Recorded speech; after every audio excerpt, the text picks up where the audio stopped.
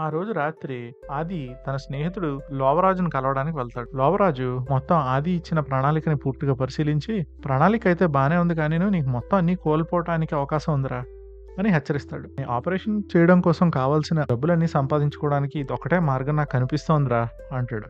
ఆది యొక్క పట్టుదలకి చలించి లోవరాజు చివరికి అతనిచ్చిన ఆఫర్‌ని అంగీకరిస్తాడు. ఆ తర్వాత రోజు ఆది తన షాపుని మరియు తన స్కూటర్‌ని అమ్మి, తన ఫ్యాక్టరీ ఏర్పాటు చేసుకుందుకు మరియు ఆ 1,00,000 ఫోన్లు నిల్వ చేయడం కోసం ఒక స్థలాన్ని అద్దెకు తీసుకుంటాడు. ఆది, లోవరాజు కలిసి మొత్తం స్థలాన్ని శుభ్రం చేసి అవసరమైన ఫర్నిచర్‌ని ఏర్పాటు చేస్తారు. ఆ కంపెనీకి నవా ఎలక్ట్రికల్స్ అని పేరు పెట్టి గ్రౌండ్ వర్క్ సిద్ధం చేస్తారు. వారికి ఇప్పుడు పని చేయడానికి ఒక బృందం అవసరం. కానీ ఖర్చులు తగ్గించుకోవడానికి జీతం తక్కువకే పనిచేసే వ్యక్తులనే వెతుక్కుంటూ నియమించుకుందాం అనుకుంటాడు. ఆది యొక్క మొదటి ఉద్యోగి ఒక ముసీలి పెద్దావిడ. ఆమె తన గత ఉద్యోగంలో హోటల్‌కి సర్వర్‌గా పనిచేసేది. కానీ ఆవిడకి 2 చెవులు సరిగ్గా వినిపించవు. ఆమె ఒక వెయిటర్ పని చేస్తోంది. ఆమె చెవుల సమస్య కారణంగా తరచుగా తప్పు ఆర్డర్‌లు తీసుకుంటూ ఉంటుంది. ఈ సమస్య ఉన్నప్పటికీ ఆమెకి కొంత సాంకేతిక జ్ఞానం ఉంది. కాబట్టి ఆది ఆమెకి ఉద్యోగాన్ని ఆఫర్ చేస్తాడు. ఆమె ఆనందంగా అంగీకరిస్తుంది. తరువాత వినికిడి శక్తి లేని ఇద్దరి చెవిటి వాళ్ళని ఉద్యోగంలో చేర్చుకుంటాడు. ఆది తన ఉద్యోగులందరికీ అంకిత భావంతో శిక్షణ ఇస్తూ ఉంటాడు. తద్వారా వాళ్ళు క్వాలిటీకి ఎటువంటి ఇబ్బంది లేకుండా పనిచేస్తూ ఉంటారు. ఇలా ఆది కథ విని దగ్గరలో ఉన్న కొంతమంది రిటైర్ అయిపోయిన సీనియర్ సిటిజన్లు అతనికి సహాయం చేయడానికి ముందుకొస్తారు. ఇది చూసి చాలా సంతోషిస్తాడు.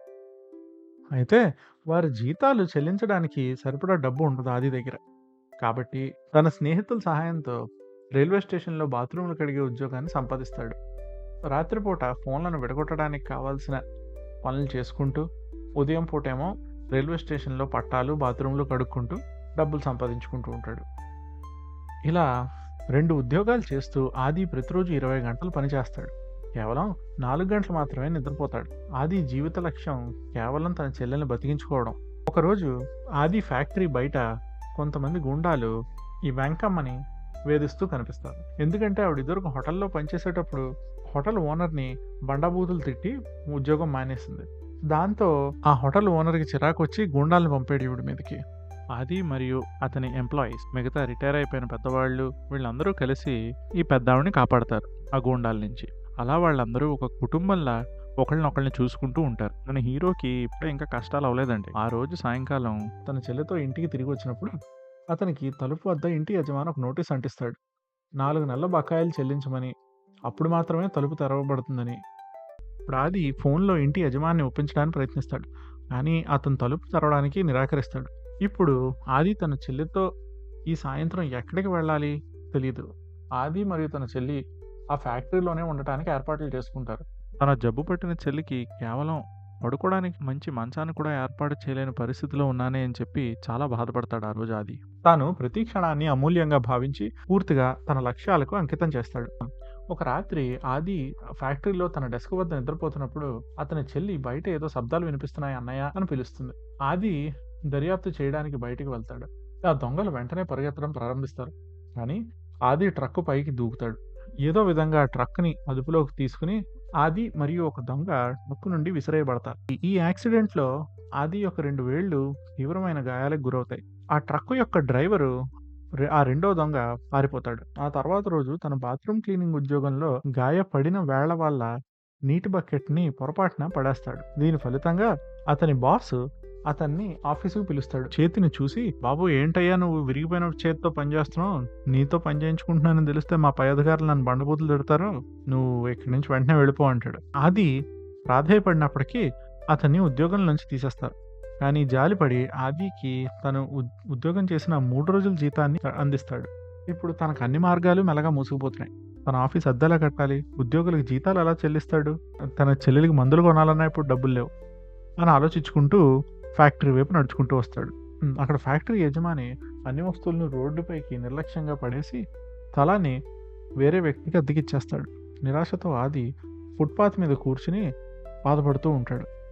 ఆ సమయంలో ఆది ఉద్యోగులందరూ పనిచేయడానికి ఆఫీస్‌కి వస్తారు. కానీ అక్కడ చూస్తే ఫ్యాక్టరీ మూసివేసింది. బయట సామాన్లన్నీ ఉన్నాయి. అంతేకాకుండా వాళ్ళ జీతాలు చెల్లించడానికి కూడా తన దగ్గర డబ్బు లేదని క్షమాపణ చెప్తున్నాడు ఇక్కడ ఆది. అప్పుడు అతని ఉద్యోగులు తమంతట తాముగా ఉద్యోగాలు మాత్రమే కాదని మనందరం ఒకే జట్టు సార్ అని చెప్పి ఆది దగ్గర డబ్బు వచ్చిన తర్వాత వారి జీతాలు చెల్లించవచ్చు అని వారు చెప్తారు. ఎందుకంటే అతను ఎంత కష్టపడుతున్నాడు వాళ్ళందరికీ తెలుసు. కష్టకాలంలో ఉన్న వాళ్ళందరినీ ఆదుకోవడంతో వాళ్ళందరూ కూడా ఇప్పుడు ఆదిని ఆదుకుంటారు.